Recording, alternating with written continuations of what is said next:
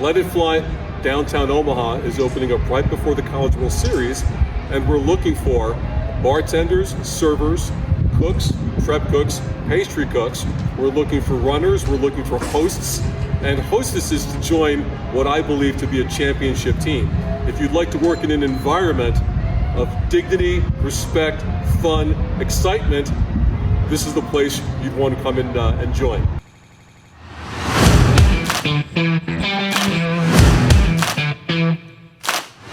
Hi, welcome to the Let It Fly show. I'm Michael Severe, joined by my co-host, former Creighton Blue Jay, and of course, Omaha Central Eagle, Josh Jones. Josh, I've been. This has been on my mind seriously for a full week since we talked to Josh Toast. Yep. The fact that neither one of you guys are in the Hall of Fame for your high school careers, in the state of Nebraska or the city of Omaha, the county of Douglas, is a travesty. Man, it could be. As an athlete, you know, sometimes I do look back like, man, he was great, he was great, he was great. But I compare what I did to what they did, and I feel like I should be up there 3 too. state championships in a row. Yeah. Josh, back-to-back player of the year in the state. First junior to do it in like 20 years, and you guys are in the Hall of Fame. Yeah, it's still bothering me. I apologize. Man, we're going to figure that out somehow. I haven't got over it yet. Of course, our sponsor is always Omaha Steaks. They do a wonderful job supplying meat to restaurants all over Nebraska and the country as well. And, of course, very soon, Memorial Day, our opening day, the Let It Fly Sports Bar. Omaha Steaks will provide for that as well. We're very excited about it. We're going to have a chance to talk to the chef. Can't wait. I know you're excited about that, aren't you? He didn't bring no food, man. Yeah, I know. Hey, I always say my stomach is a steak connoisseur. Not me. That's very, very true. Chef John Villa will join us. Also, we'll talk to Big Al Lopez. Can't wait. He is a CEO and managing partner of Let It Fly, so we'll talk to him as well as we're going along. This restaurant, because I've been going to sports bars my whole life. Yep. Right. I lived in New Orleans as a kid, but when I left, I wanted to watch the Saints. So I'm going to sports bars no matter what town I ever lived in, no matter how I worked. I always would go to sports bars. And the 3 things you want, in my opinion, you want to be able to see all the TVs, see your game. Yep. You want to have great food. Yep. Right. And for most people, you want to be able to have cold beer or whatever you're drinking. Yeah, right. This place is going to do everything to another level. Man. It's going to be the most unique sports bar in the metro, in Nebraska. And we know that. Right. Because we know what they're bringing in talent-wise for the chef. And we know 370 seats, 1,200 square foot. We're going to have a live podcast studio in the building. Man, I'm a visual guy. Okay. So I hope we can do some B-roll right now as we talk about that. I mean, and just imagine this. Yeah. With everything you just said. You sitting down. You almost don't even got to go to the Creighton game anymore. No, man. Because the atmosphere is so dope. We got to park for it. I don't know if we're parking. Right. I'm going to just watch it and let it fly. Exactly. Now I can't wait. You got a 48-foot diagonally curved LED screen. Man. I don't even know what that means, but it sounds big and sounds cool. Vegas-ish. Yes, Vegas-ish. Very Vegas. Is that a word? Vegas-ish? Well, we went to Circa, right? Oh, that was crazy. That's ridiculous. Yeah. Not that. And then the kitchen, of course, is going to be amazing. And earlier today, when we were taping this, they had some influencers come in. My good friend Aaron Sorensen came in from Hale Varsity. Dan Hoppin, another friend of mine that I've known forever from Restaurant Hoppin, and a couple other folks. And they had a chance to try some of the food. They had burgers. Brisket. The brisket, I'm sure, because it's Texas-built smoker, brick pit wood fire grill as part of it, and a 900-degree oven. My question for you is this. Yes. We got to set this aside because everything you said is on a different level. Yeah. Standardly, before this was even in existence, what was your go-to meal? What would you go to the sports bars for? What would you get? You know, I like burgers. I'm a burger guy. Yeah. I'm not going to lie, though. I'm 53 years old. I get a big old salad. Yeah, I'm not laughing at your age. I'm just laughing at... I give me a big old chef salad. Yeah. I want some egg on there, a little bit of bacon. Man. I became a blue cheese guy, so I get some blue cheese Blue added cheese on is it. good, man. I had never had blue cheese until until I was 50 years old. Yeah. I had never had it. Now I'm all about blue cheese. When I was younger, I mean, I'm only 33 now, but I'm just saying. You're a kid. Yeah, right. So when I was a little kid, how about that? Yeah. One time the restaurant didn't have ranch. Oh. And I'm like, God, forget it, man. Just give me the blue cheese. And my mind was just thinking like, before that though, I was thinking like, man, this is old ranch. Like that's how I seen it. But I dipped it in there, man. Yeah. It was crazy from there. I love blue cheese. Yeah. Blue cheese is good. You should try it. I'm a Southern kid, man. It's all sweet dressings. Yeah. So for French, sure. Catalina, Russian. My dad, that's what we had. My dad, we didn't have any. I never saw ranch, so I went to college. Yeah, the roots of me is the South. Didn't even see I'm it. with you on that. Guy. I'm with you on that. So as we mentioned, the restaurant's gonna be amazing. Yeah. I worked in pizza places for on and off about 15 years. Okay. Before when I was in high school, college, after the Army, always it's a great part-time job. Right. Our ovens ran about 525, brick ovens, about 525. This is a 900-degree oven. They cooking pizzas in like 4 minutes, 3 minutes. I can't wait. I can't wait to talk more about it. And we will now, as we are joined by the chef, John Villa. Chef, we appreciate it. How you doing? I'm doing good. How are you? Yeah, first is welcome to Omaha, man. Yeah, thank you. First time in Nebraska. First time in Nebraska. First podcast. Okay. First, a lot of firsts for everything. Here. You want to hear his perspective from mine first? Well, we welcome you in and give you a nice minus 17 feel like degree day. Yeah. It's been cold. Now, the bit of advice that I can give you about being in Nebraska, we get 3 seasons in a day.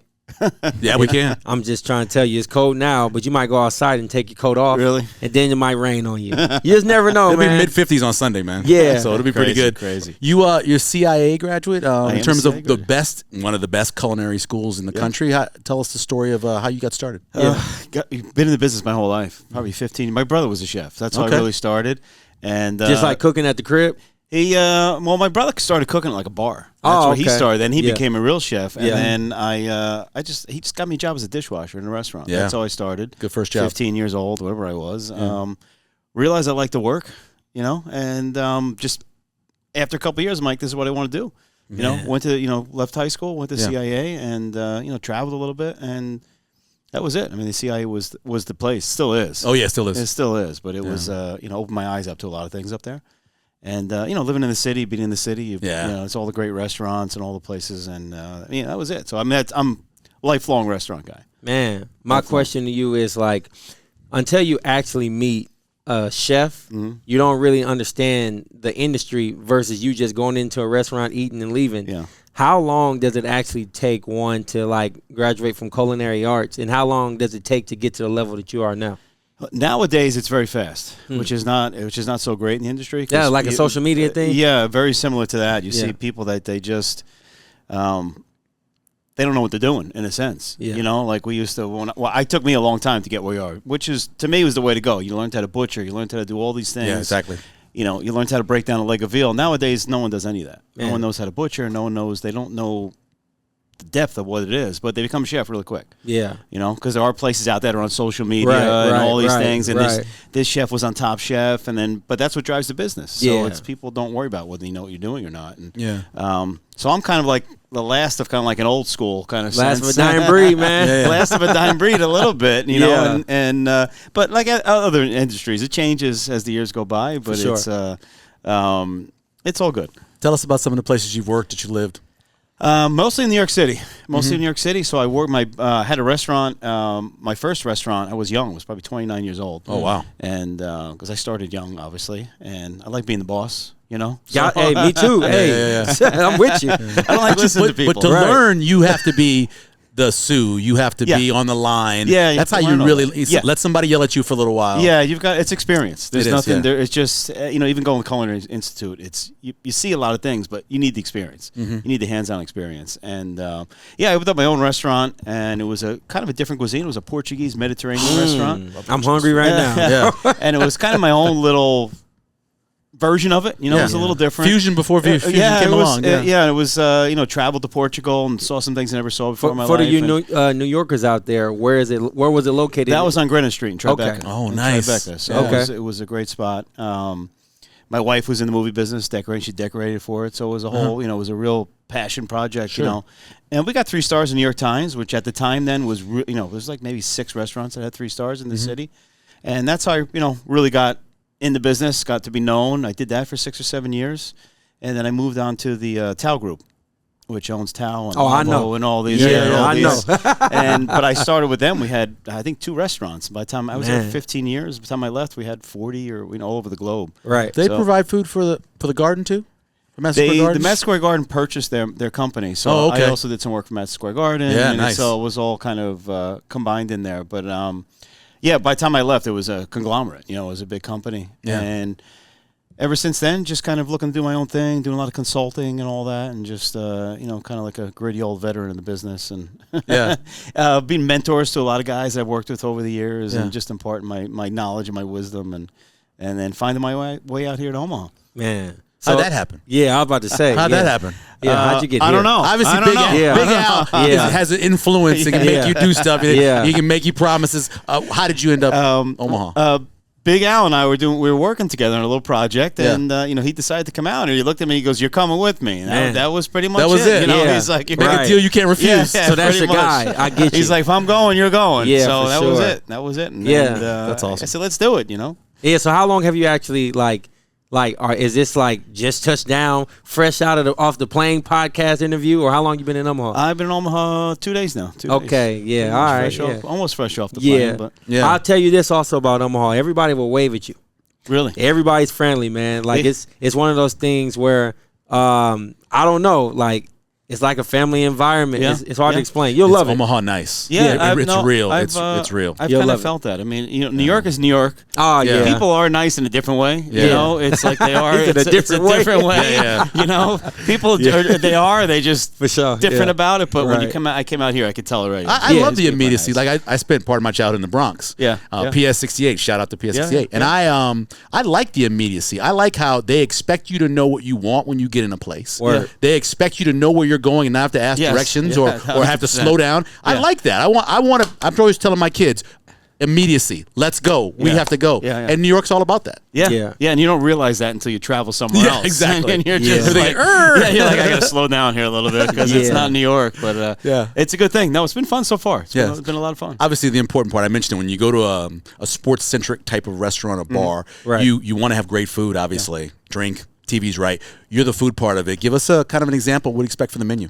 Well, we want to take, your typical sports bar. I hate to say typical sports bar. We want to take stuff that you like to have in a sports bar, stuff that we don't want to go too crazy. Just elevate it. Yeah. What can we do different? What can we make fun? What can we? And then just what I see a lot of sports bars, maybe they're not using the best product. So we're going to use the best products that we can find and the best techniques. And so there'll be chicken wings on the menu, but we're going to have great chicken wings. We're doing the thing we tasted today with the influencers. We came up with this. People have a pickleback shot. Have you ever heard of that? Yeah, sure. Yeah. We're doing a brisket back shot. Basically. Oh, man. Nice. So it's we have a smoker in the kitchen. Yeah. Well, one thing I told Al, I said, listen, if I'm coming to Nebraska, you give me everything I want in the kitchen. Amen. And I said, especially if you don't know where you're going. If I'm going through 7 feet of snow, wherever you guys have out there, then I'm but no, they didn't flinch. We got we have a smoker in the house. We're cooking steaks over a wood fire. Beautiful pieces of passion of mine. So a beautiful pizza oven. And so we're going to smoke the brisket in-house. And what we're going to do is that you'll get a piece of brisket, and you'll be maybe 2 or 3 pieces, and you'll be able to choose like a whiskey flight with it. So you take a shot of you take a bite of the brisket, which will be just a bite-sized brisket, and you do the shot of whiskey right behind it. Nice. And that'll be popular here.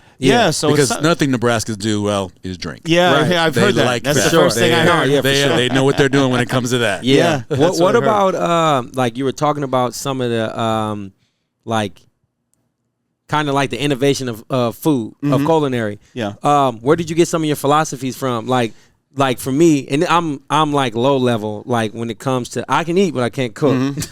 Shout out to my wife. But it's one of those things where like, do you like use different spices and things like how do you get in your bag? Well, how you discover your philosophy? It's changed over the years, to be honest with you. My cooking has changed over the years, and I've gotten simpler as the years go on. It's more, and there are better products available now than there wasn't years ago.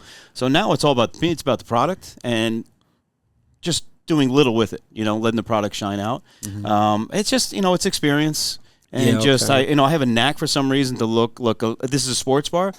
And how can I make this great? And it's that's I kind of see like this is going to work. Like we're not going to do anything too fancy. That people are going to want to come, but it's we're not going to everything's going to be elevated. Sometimes less is more though. 100%. Are you excited at all? Because like obviously if you're in New York, everything's being shipped into you for the most part. I mean, you're getting some fresh seafood. Living here, I mean, you got pork producers that are down the street, and they're butchering cows, just down the road, and the vegetables and everything else. You kind of excited about the farm to table opportunity? I love that stuff. I mean, I love to go anything. If it's animals, I love it's humanely raised, sustainably raised. If we're getting vegetables, and that's one thing we're going to do. We're going to look for local producers and. Just get the best product that we can get. I mean, that's what I'm all about.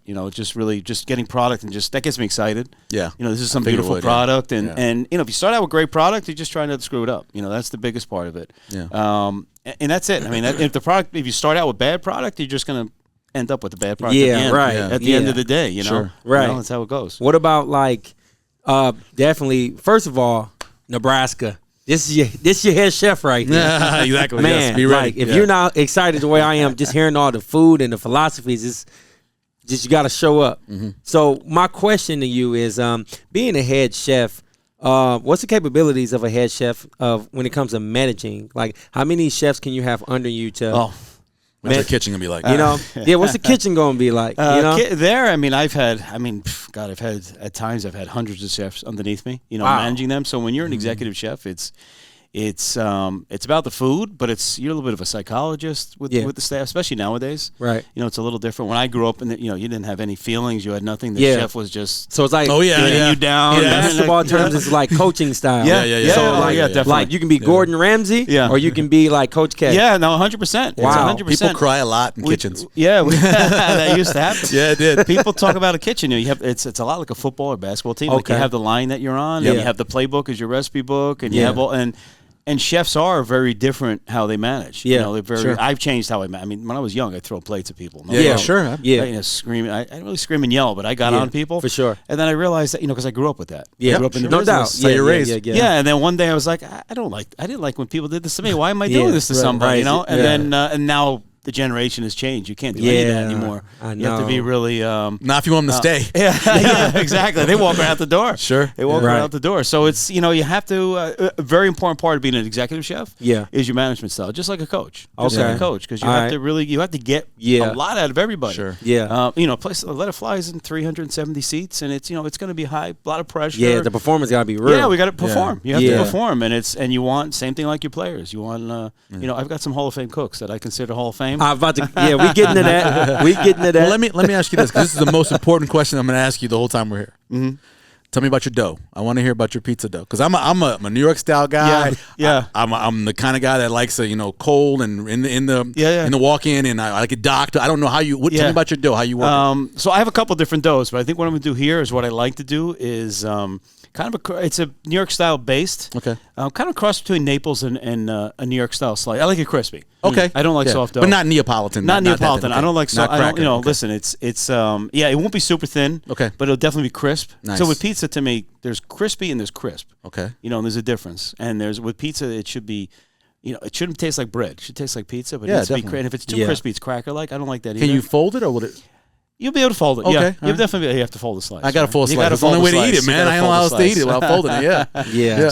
So the oven that I have goes up to 900 degrees, That's but incredible, and I heard you talking that most ovens go to about 550. Yeah, and they don't stay there because when you're cooking, Every time you open it, you lose a temp. Word. Yeah, Bring the temperature down. and to get that Okay. look, so we won't go, 900 is more Naples style, which we can do. Yeah. And they just go in for 90 seconds. They come in, they go out. It's Right. a very hydrated dough. So we're gonna go somewhere a little bit different, than that a little less hydrated, but it'll go in for 4 or 5 minutes. But the oven that I have doesn't lose temperature. It's an electric oven. It's great. It's tremendous. wow. Man. Yeah. And you know, 'cause since you've worked in pizzeries, you put the pizza down. You can't put the next one back in that same spot. You have to rotate. Right, yep. This oven you can keep firing the back. Really? And it Wow. because the coils are right into the stone, Man. and it allows you to just keep cooking. So it's so I can cook it like I like to cook around 650. And this way you can cook long enough to get it crispy. On screens or not? No screens. No screens. And this allows you to get the 650. So if you go too high, the pie has to come out. It's going to turn black. It's gonna Yeah, burn. sure. So that's why the Neapolitan style doesn't really crisp up the way the dough is. It's in there 90 seconds. Nothing's crisping up. So this pie can sit in there just long enough. It gets crispy and it gets a little char on it. I like the char, and yeah. it's crisp. Yeah. My dough is very. Similar. I would say it's a cross between. It's my own style, kind of what I like, you know. And it'll be like a smaller, like a 12, 14 inch pie. I mean, I know pizza chefs that spend 6 years. Oh yeah, trying to get it just never, like they want it and never get it right. Yeah, I'll never be perfect, happy. Right, I'll never be happy with it, or I'll be happy with him. But let's change. Let's a get little it. bit. Let's better. get it. We can do this a little better. Or it's never. And pizza dough is a living, breathing thing. Yeah. So it's like every day it could be a little bit different. The time of the year and all these things. And I found another Temperature flour. outside, how yeast that you got, how much sugar is. Yeah, a lot of things. It's like you saw another flour that's out there. You know, we can do this better. So I mean, I'm passionate about pizza, and it's just. And again, it's a simple thing. It's 3 ingredients. I can't wait to try it. I can't wait to try it. Do you got a favorite dish, like your go-to? Like if I whip this up, All those seats gonna go me, crazy. Can I tell you? It's just like rigatoni with tomato sauce. Really? Tomato sauce. That's it. That's my. I can My eat that son every will day love of my you. life. I can eat that every day of So my life. we have here Keep it simple. old school Italian places, Yeah. the steakhouses, and everything comes with a side of mascacholi. So everybody loves mascacholi. It's very similar looking to what you're talking about. Really? So people might get pretty excited. Yeah, I'm telling you, I've man. never heard of comes- mascacholi. Mascacholi is simply like a rigatoni with some sauce in it, Yeah. and it comes in a little bowl. Yeah. You get salad, soup, mascacholi, and a steak, and a potato, usually hash browns. Really? That's Omaha Steakhouse. Wow. Yeah. Listen, I love stuff like that. Yeah. Yeah. I Well, he's love got to stuff get you like take you to Cassio's. He will. We will. I was supposed to go to Cassio's. Been yesterday. around since 1920 something or Yeah, I'll tell you about Cassio Steakhouse. You were talking about earlier my Central High School accolades. Oh yeah.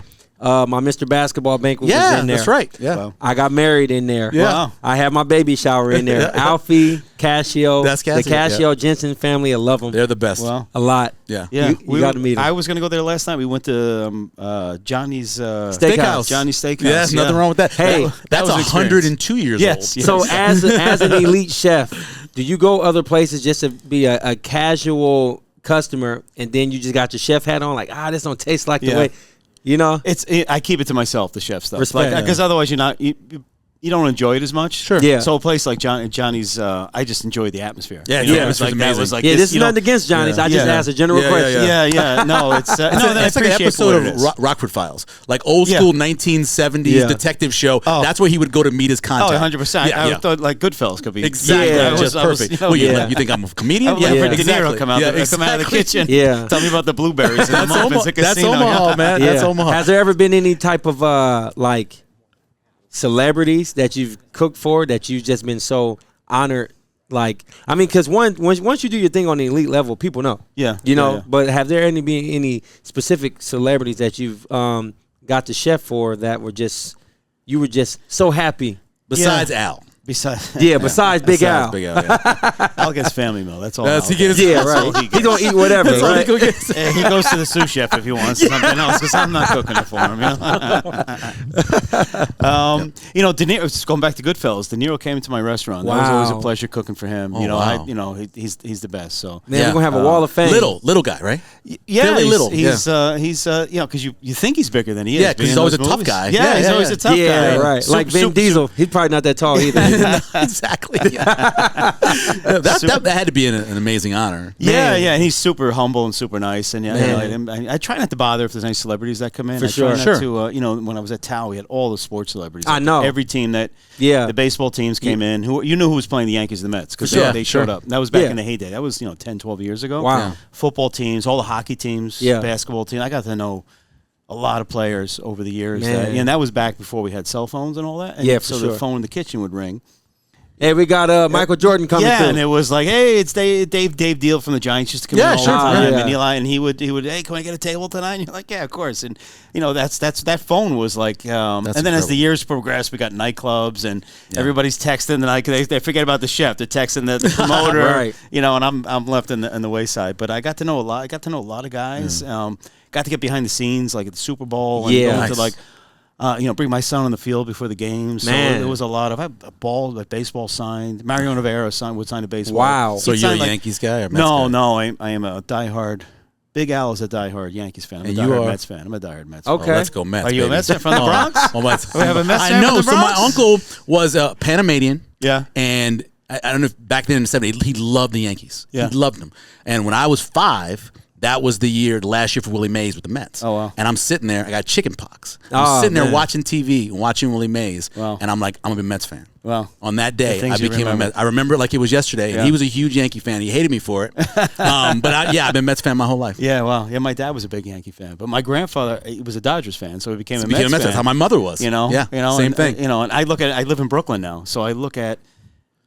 If the Dodgers were still here, I can take the train right to where Barclays is. Basically, the stadium Right, was yep. supposed to be there. I'm like, this would be so much. They were easier going to than build a driving out to dome. Queens. They were going to it's build like- a dome in Brooklyn. Yeah, and it was Well, like, yeah. God, I wish the Mets were still here in Brooklyn. It would be so much easier. That would for be me so than going cool. to Queens, but Yeah. Last thing before Big Al comes in, give us like one thing when we go in. What should we order? Everybody watching this, they go in and order Let It Fly Sports Bar. What should they get? I think they should start out with the brisket back shots. I mean, Sounds like that's it. the way to start. Yeah, that's pretty cool. I think our burgers are going to be great.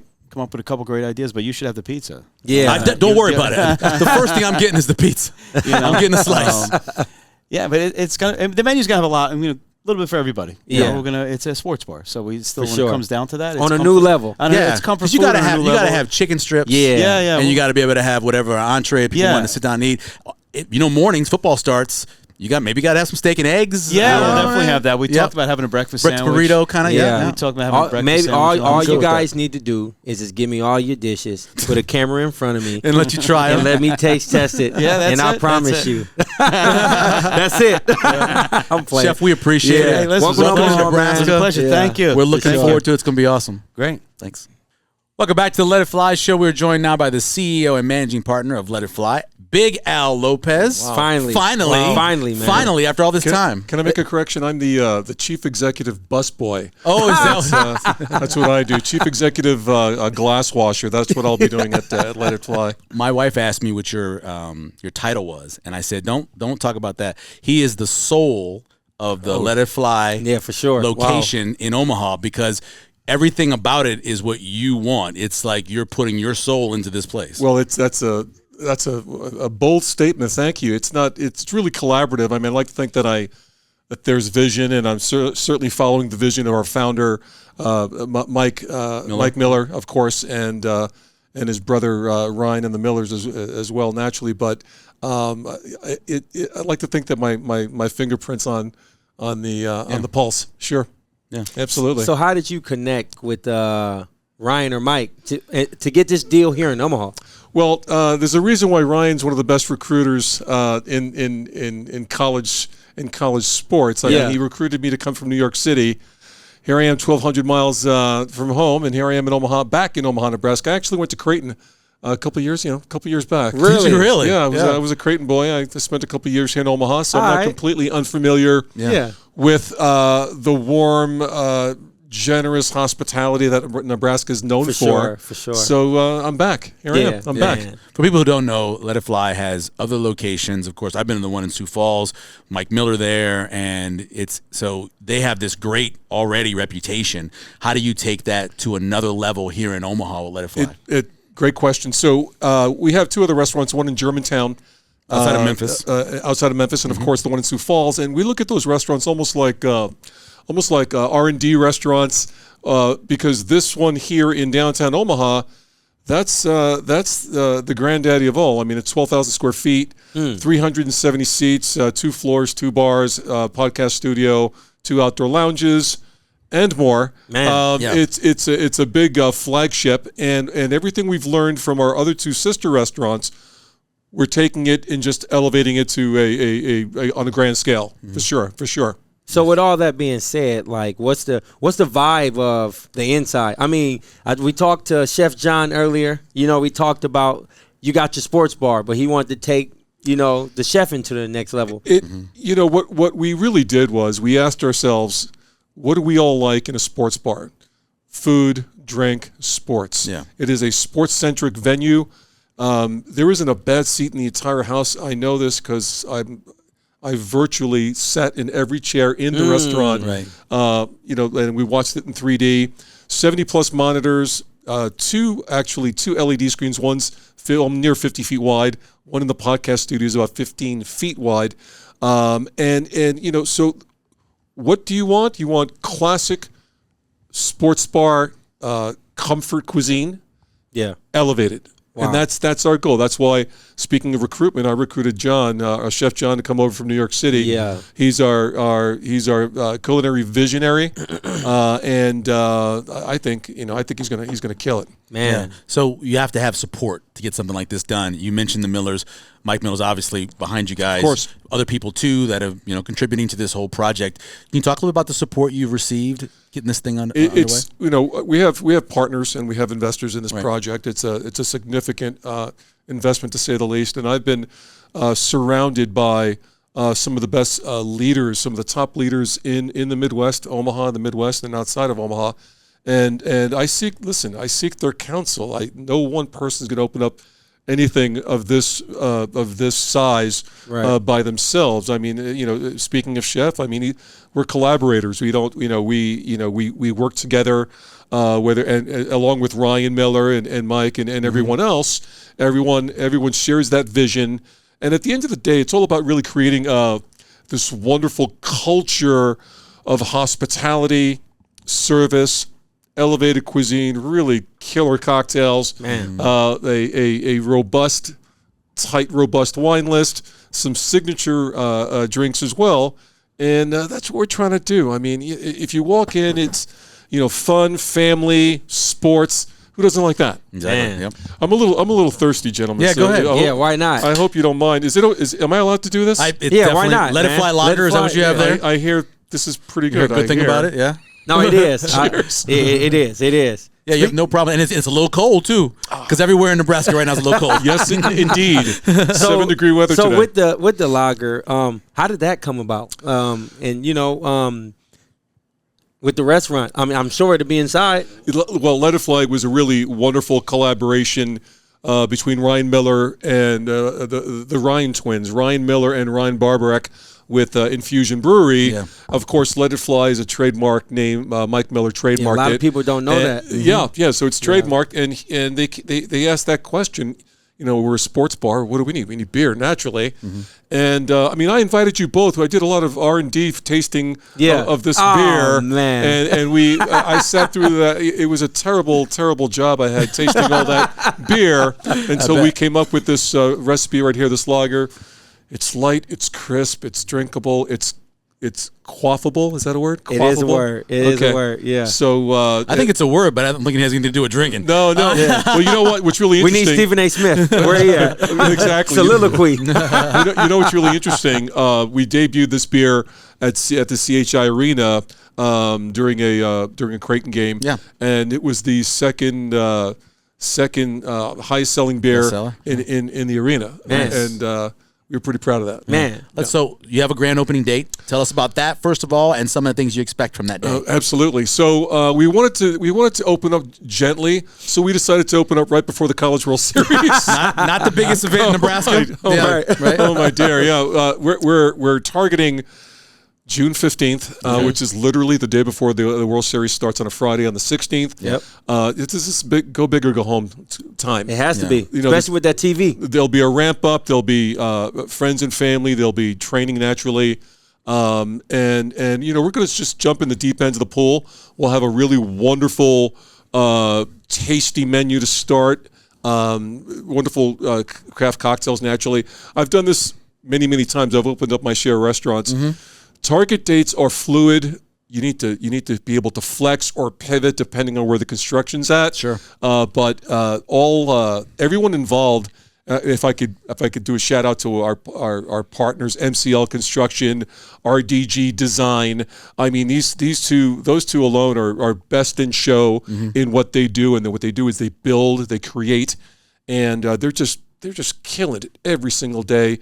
We're trusting that we get that place open by June 15th. Build, Absolutely. Create, and hit that date. I like that. That's the campaign, right? That's what they need to do. I like that. That works. Right. Absolutely. I'll tell you what. I'm going to steal that one. When people walk by, though, the windows, they can't help but just look inside and imagine. It's so much space. Yep. What's the square footage of? Well, it's 12,000 square feet, and what's really wonderful about the size and the scope of the space is that you can come in with your friends or your significant other or a group, and you could experience virtually 15.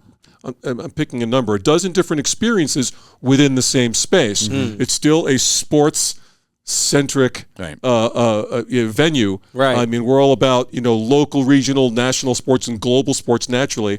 But if you want to have a nice little cocktail with you're on a date. Grab a corner booth, and enjoy each other's time. Right. You want to sit with your softball team after you win a ball game. Yeah, I was about to say. You bring in a group and have those pizzas that the chef is going to be known for. I guarantee you. I'm looking forward to it. And it's a lot of shareable food, a lot of hand food. Yeah. Things you share with others. Mm-hmm. What's better? I mean, what's better than breaking bread with other people? All right. Will there be any type of sports memorabilia in there, T-shirts, anything people can get? You know what? And I should have led with this because we actually have and thank you for asking. We have a retail shop within our space. So Amazing.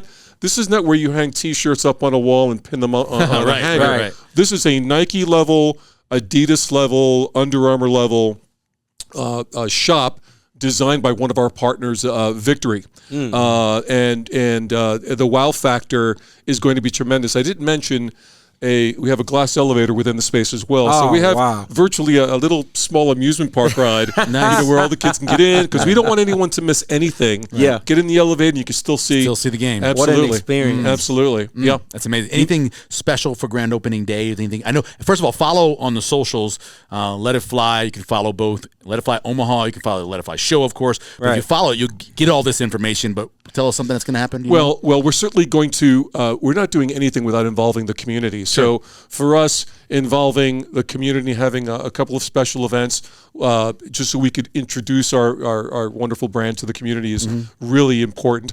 There'll be a ribbon cutting naturally. Yeah, sure. Mayor will be on board on that. But what's special? I mean, College World Series. Yeah. I know. Yep. College World Series. I mean, it's going to be opening ceremonies. It's good. We're really looking forward to it. I'm a lucky fella. I'm surrounding myself with really top talent, and I believe we're going to open on time. Man, I believe we're going to certainly try. I'll tell you, a lot of people in Nebraska and Omaha specific, right next to the CIHA Health, cannot wait. Yeah, it's going to be awesome. Awesome. I hear them talk about it all the time. Thank you. Yeah. Thank you. Yeah, Listen, man. I got to tell you, I want to thank you both for putting out the good word. I mean, you're listen, we, again, speaking of hitting the lottery, I mean, the fact that both of you are hosting our wonderful show, we could not be happier. What you do, just keep doing what you're doing. Yeah, not to mention, Keep we'll doing be what you're inside doing. of there too. Oh, yeah. We didn't mention that. The podcast studio. Yeah. I'm not going to charge Michael. I'm going to charge to get in. Yeah, I owe you. Big Al, we appreciate it. Thank you for your time. It's been awesome. Sir, thank you for your time. Want to remind you again, our next show is actually with Baylor Shireman. It's going to be next Tuesday.